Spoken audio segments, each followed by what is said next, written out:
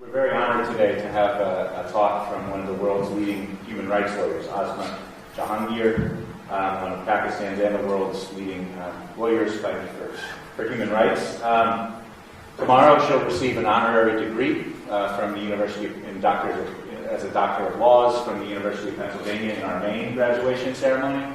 And we're tremendously grateful here today at the law school to have the opportunity to hear her discuss her work in Pakistan, defending the rule of law, defending the most vulnerable populations among Pakistan's citizens, particularly women, children, religious minorities, and the poor.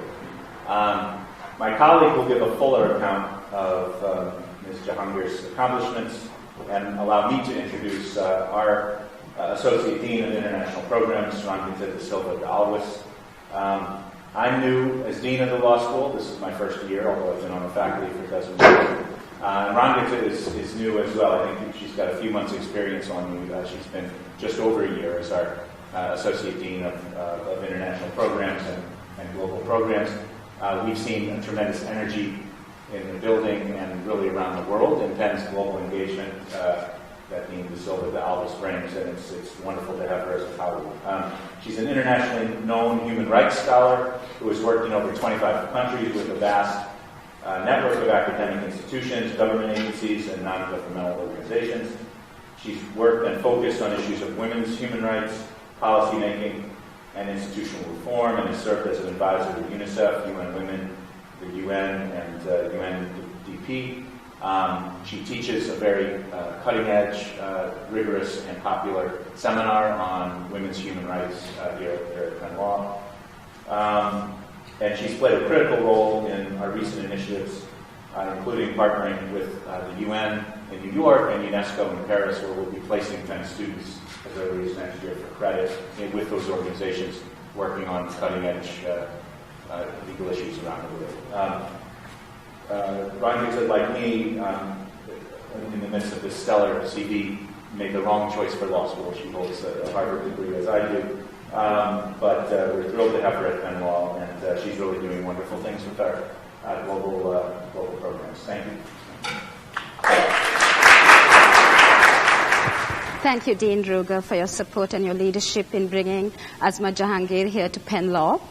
Asma Jahangir, your conversation on your journey to justice will take place against the backdrop of Pakistan's own tumultuous legal and social change.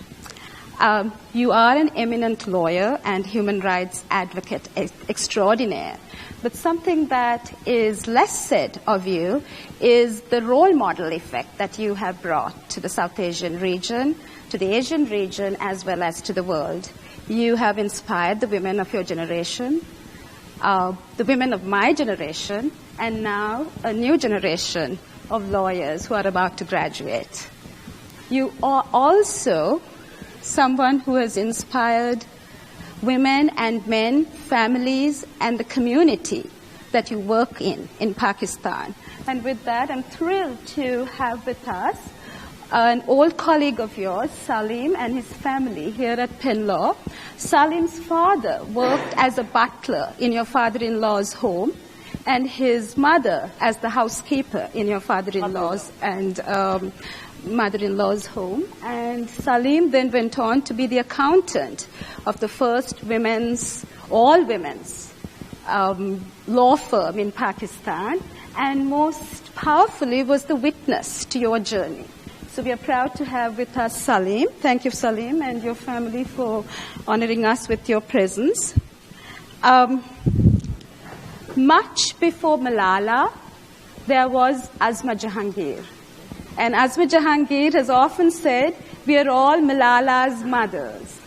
And I think that is so evocative and poignant, because we often forget that Malala stands on the shoulders of giants like Asma.